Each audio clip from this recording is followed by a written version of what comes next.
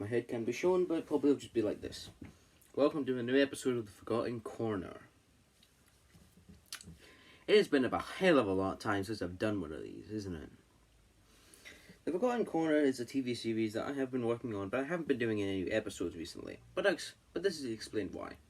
COVID. Still. Now we go into our newest stuff. And let me explain what I'm going to talk about.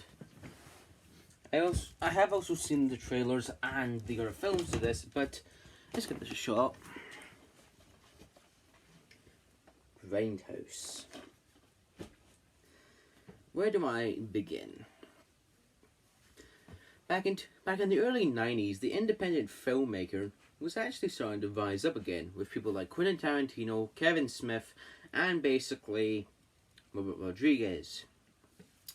They were big names at Miramax Studios. The studios that basically has that absolute horrible monster in it, but also distributes other films, like the US version of Trainspotting, and also The Gentleman, which is the newest film. During their height of popularity, Tarantino made films like Pulp Fiction, Reservoir Dogs, Jackie Brown, Four Rooms, and I'll also review Four Rooms, and basically the Kill Bill films.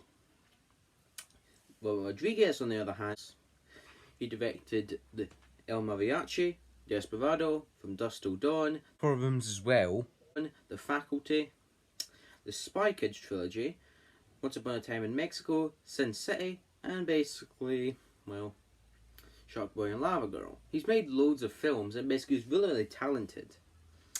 Kevin Smith, on the other hand, has gone up and down. I have talked about his career in another Forgotten Corner episode. Films include Clerks, Mallrats, Chasing Amy, Dogma, and also Jane, Silent Bob Strike Back, Clerks 2. And basically, I will also bring up one of the films here, because it has something very similar to the time period.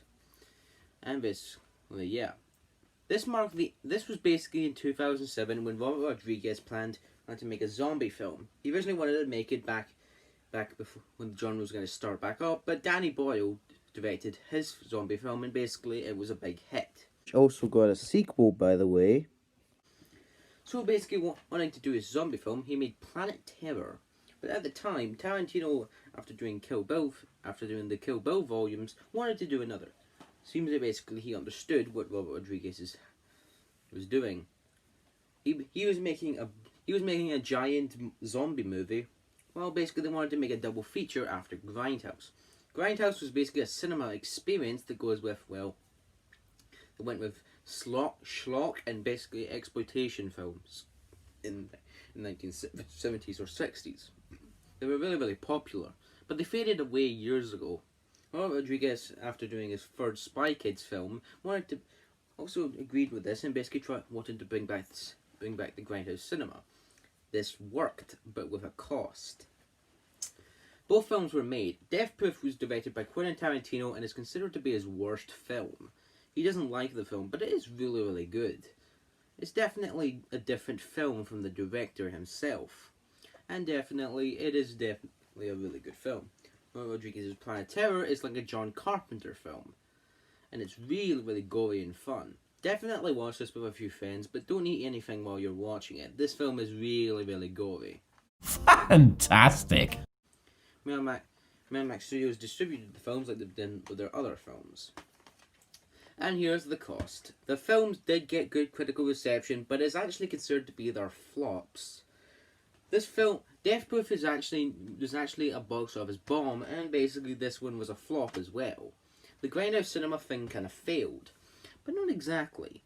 At the time of the film's release, there were actually separate trailers for the film. There was trailers made by Edgar Wright, Eli Roth, and, well, for instance, Rob Zombie. Rob Zombie's one was an exploitation film on, I think it was like prisoner exploitation films. And it was called Nazi Werewolves of the SS. It was really, really cool, and basically I hope he does make a film about it. Edgar Wright's one was Don't, which was a parody of 1970s Hammer horror films. He's also said that they may bring back Grindhouse. Eli Roth's one is Thanksgiving, a spoof on basically Halloween and horror films like that. The MPAA actually gave this film an NC-17 due to the way how that trailer was made. It was super violent and basically was thinking, but Eli Roth managed to give them his vision. And basically, the directors have moved on to do other things. Well, Rodriguez made his next film known as Machete, and Quentin Tarantino made his next film known as, well, Inglourious Basterds. But don't feel bad. There was also another few grindhouse films that came out. Hobo with a Shotgun with Rutger Hauer. This is an indie film, but it's really, really cool. Hobo with a Shotgun is absolutely brilliant, and definitely it feels like a good grindhouse film. The film was not really well received and basically was not released in most theatres, but definitely it was considered to be brilliant. And definitely check out this film. It's really, really good. Other films that join this list are Turbo Kid, a really good film that I really did enjoy. The grindhouse cinema also came out for other things, like Black Dynamite, a film which basically made fun of blaxploitation films of the 1970s. Then basically we also got some YouTube versions of these. There was also Lee Hardcastle's famous trilogy. Hardcastle also made a spoof of Hobo with a Shotgun called Robo with a Shotgun, which also is actually which is also a homage to the 1980s, kind of like a little bit of grindhouse. It makes homages back to John Carpenter films, and definitely like those films like Tears for Toilet from ABC's of Death. There is also Ghost Burger, and finally we have got the newest film Spook Train, which actually has a fundraiser, but I haven't figured out what's happened to it, and there's just mainly shorts being released on YouTube. You'll probably make it into a full film or a playlist. Out of all this, Kevin Smith also did do some films that were basically horror, like these two. But this film that basically I'm gonna bring up is not actually a grindhouse film, but it's definitely something that was popular in the 1970s. Porno theatres back in the 1970s were basically really popular, so Kevin Smith made a film that you probably will know. Zack and Mary Make a Porno.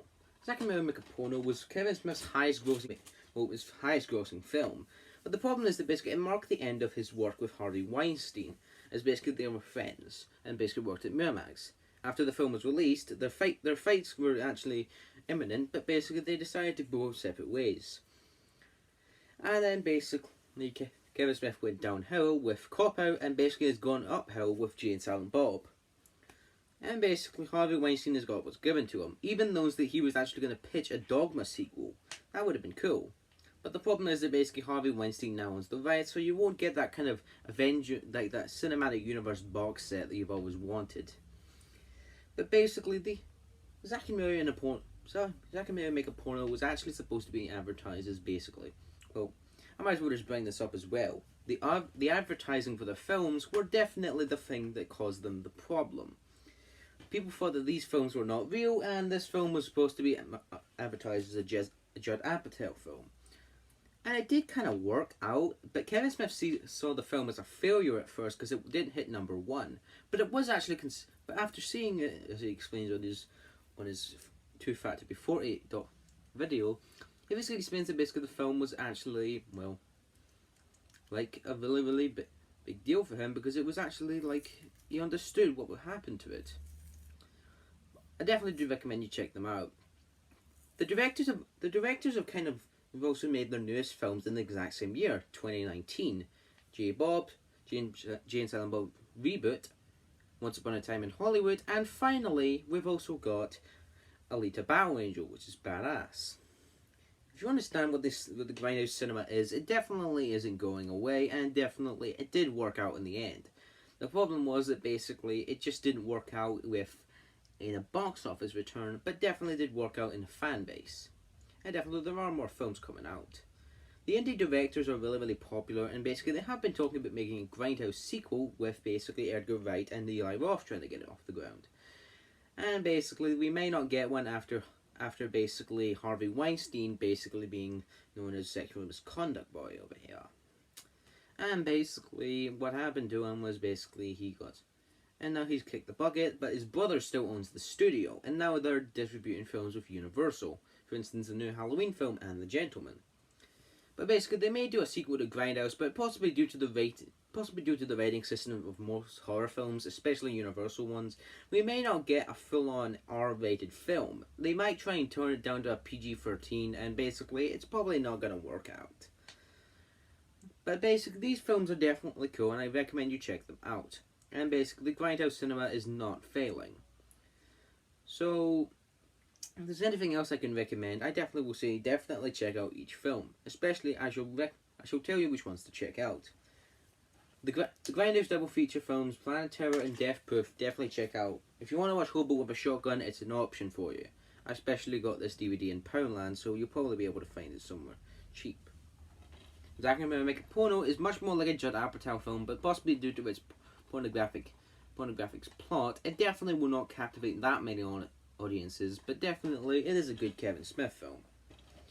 And then basically there is also Black Dynamite, which is basically a really, really good exploitation film of basically the time that it happened. Check out the trailers as well. There was also a trailer for this that was made in Canada, but then basically was made into a feature-length film. Definitely check out those trailers, and they're really, really cool. The Grindhouse Cinema definitely isn't dead, and Robert Rodriguez's plan did work. Tarantino dislikes Death Proof, but yeah. I'm not done with Tarantino yet. I do have one more review to do for another Tarantino film in the Forgotten Corner, and that shall be the next video. So see you soon. Bye.